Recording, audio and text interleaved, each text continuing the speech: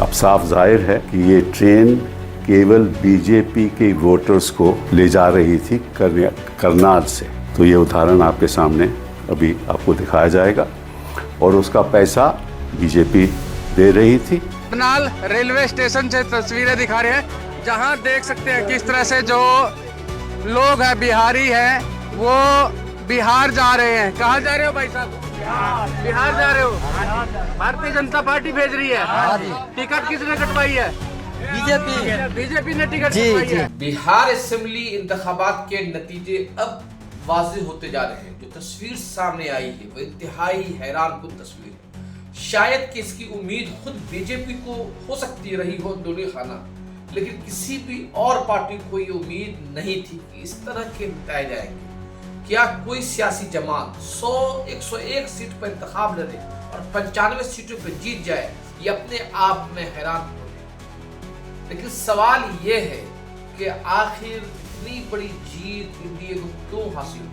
कांग्रेस जो कई महीनों पहले से मेहनत कर रही थी, वो सिर्फ 1 सीट तक महदूद होते जा रही है। और खुद आरजेडी के जो कैंडिडेट थे, सीएम फेस के जो कैंडिडेट थे, जिसके लिए पूरी कुव्वत उन्होंने लगाया कि मुझे सीएम फेस बना दिया जाए, वो खुद इस वक्त हारने की पोजीशन में है। पीछे 8000 से ज्यादा वोटों से पीछे चल रहे हैं। ये कई बिहार इंतखाबात, ये कहा जा सकता है कि आरजेडी और कांग्रेस के लिए 2010 से ज्यादा झटके वाला इंतखाब है। मैंने कई लीडरों से बातचीत की, कई लीडरों ने कहा कि ये भूकंप आया है पार्टी के अंदर, झटका है। इसकी क्या वजूहात हैं? आखिर इतनी बड़ी हार की तरफ आरजेडी क्यों बढ़ गई है?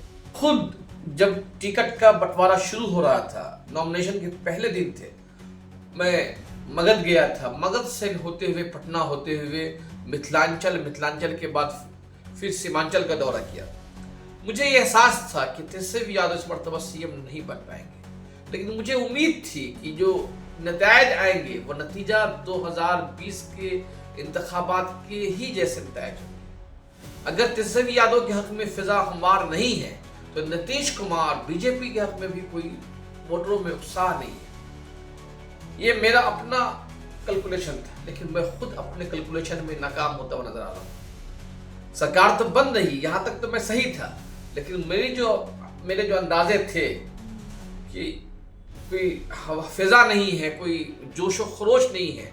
लोग बता भी रहे थे कि बिहार के वोटरों में इस मरतबा जोशो खरोश नहीं है। आप बंगाल में, अब मैं बंगाल में हूँ, अगर बंगाल किसी ने बंगाल का इलेक्शन देखा है और अगर वो बिहार का इलेक्शन देख लेता तो लगता कि बिहार में इलेक्शन ही नहीं हो रहा है। जलसे जुलूस तो हो रहे थे, लेकिन कहीं भी झंडे, बैनर, पोस्टर कहीं पर भी नजर नहीं आ रहा था। ये बिहार के इलेक्शन की खूबी थी।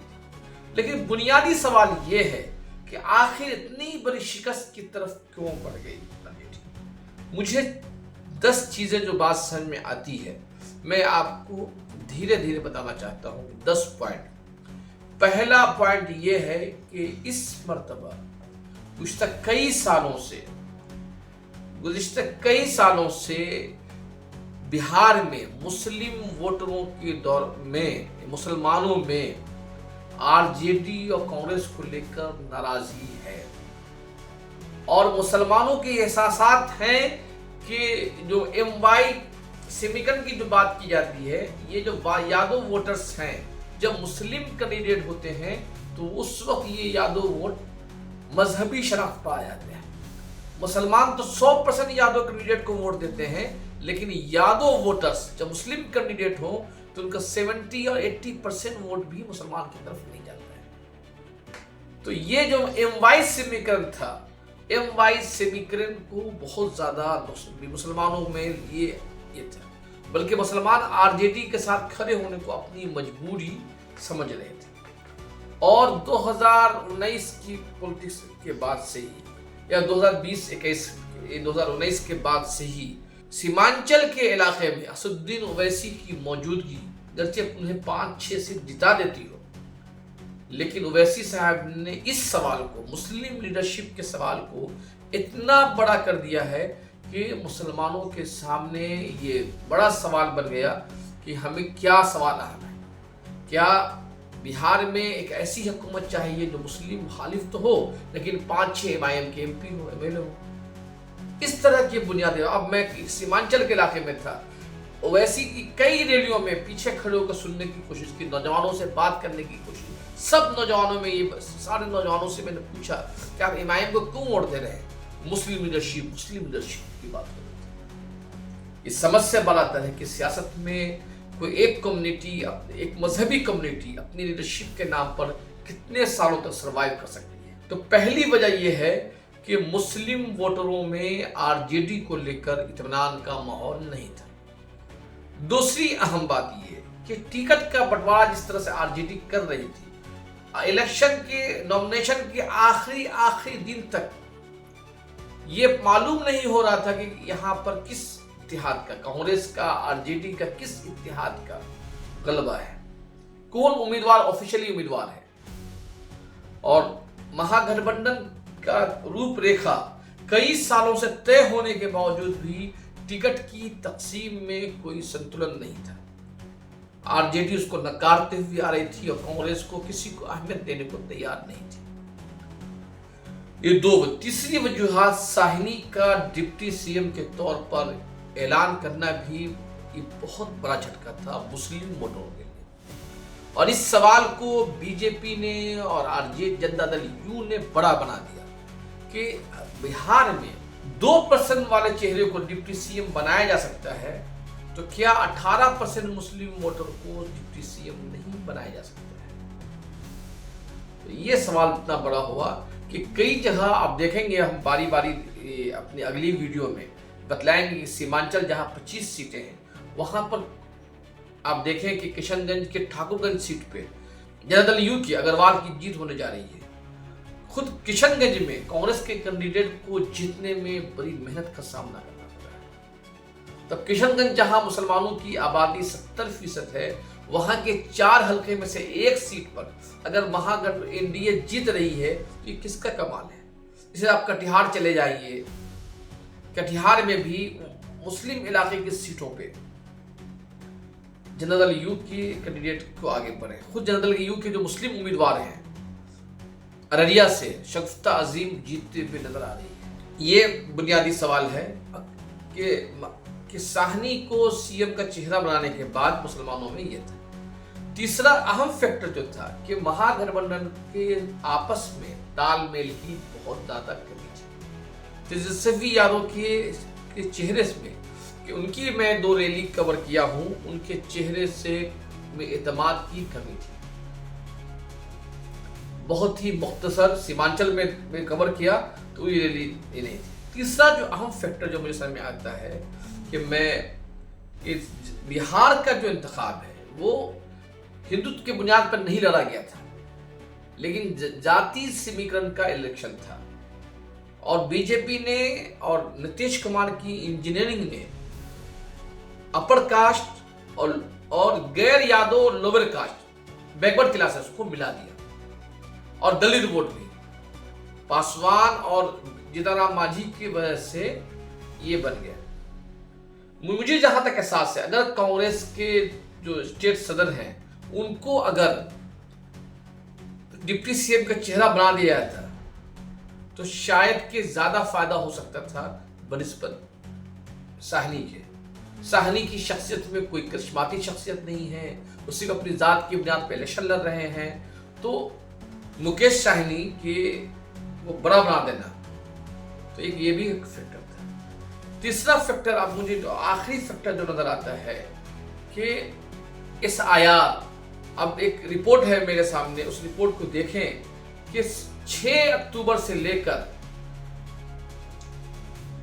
पहले मरहले की जो पोलिंग हुई है 4 नवंबर को, 6 नवंबर को, 6 अक्टूबर से लेकर 6 नवंबर के दरमियान 3 लाख वोटरों का इजाफा कर दिया गया। ये कैसे हुआ?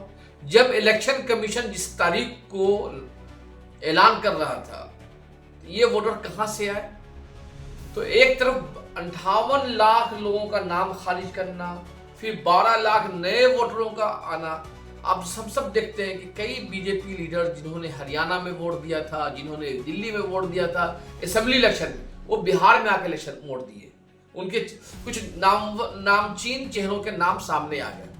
लेकिन बुनियादी सवाल ये है कि जो लोग नामचीन नहीं है उनकी तादाद कितनी थी? ये सवाल इसलिए बड़ा होता है कि कपिल सिब्बल ने गुज़िश्ता दिनों ये ट्वीट करके बतलाया कि हरियाणा से कितने अचानक ट्रेन भर भर के बिहार में वोटरों को भेजा जा रहा है। ये कौन वोटर्स थे? कोई जवाब नहीं देंगे। और अब साफ जाहिर है कि ये ट्रेन केवल बीजेपी के वोटर्स को ले जा रही थी करनाल से। तो ये उदाहरण आपके सामने अभी आपको दिखाया जाएगा।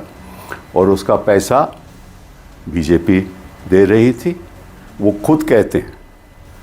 और साथ साथ में वो ये भी कहते हैं कि ये सैनी जी भिजवा रहे हैं हमें। तो आप ये वीडियो सुनिए। ये देखिए भाई, भाजपा पार्टी जो है ट्रेन भर के जो है बिहारियों की वो बिहार भेजा जा रहा है। ये देखिए किस तरह से सभी ने पटके, देखिए भारतीय जनता पार्टी के जो पटके हैं वो डाले हुए हैं। तस्वीरें आपको दिखा रहे हैं, करनाल रेलवे स्टेशन से तस्वीरें दिखा रहे हैं, जहां देख सकते हैं किस तरह से जो लोग हैं बिहारी हैं वो बिहार जा रहे हैं। कहाँ जा रहे हो भाई साहब? बिहार जा रहे हो? भारतीय जनता पार्टी भेज रही है। टिकट किसने कटवाई है? बीजेपी ने टिकट कटवाई है। सभी की टिकट बीजेपी ने कटवाई है। क्या करने जा रहे हो? वोट डालने जा रहे हो। तेजस्वी यादव के पास, कांग्रेस के पास, साहनी के पास आदमी नहीं थे, उनके पास ऑर्गेनाइजेशन सेक्टर इतना बड़ा नहीं है कि इस तरह के जाली बोगस वोटरों का पता लगा सके। ये चंद बुनियादी जो वजूहात हैं जो मुझे समझ में आती है, जो मैंने आपके सामने रखा। और मुझे उम्मीद है कि ये जो इलेक्शन है बिहार की सियासत ही नहीं, मुल्क की सियासत के लिए टर्निंग पॉइंट साबित हो सकती है। नीतीश कुमार की पार्टी तो बड़ी बनकर तो आ गई है, लेकिन जिस तादाद में बीजेपी बड़ी पार्टी बनी, 95 सीट जीतकर 21 सीट के करीब या 19 सीट के करीब, अभी जो आगे पीछे हो रहा है, रामविलास पासवान 5 सीट, जीतन मांझी इसे 4 सीट, जो समीकरण बन रहा है, तो ऐसा भी समीकरण बन रहा है कि नीतीश कुमार के बगैर बीजेपी बिहार में हुकूमत बनाने में कामयाब हो सकती है। अगर ऐसा हुआ तो एक बार फिर बिहार जो है मंडल से कमंडल की तरफ मुंतकिल हो जाएगा। क्या यही बुनियादी सवाल है इस नताइज के, इस बिहार इलेक्शन के नतीजे में? जो सवाल सबसे बड़ा उभर कर आया है कि क्या बिहार मंडल की सियासत से निकलकर कमंडल की तरफ बढ़ रहा है? यही आज की बड़ी सबसे बड़ी हेडलाइन है। बहुत बहुत शुक्रिया।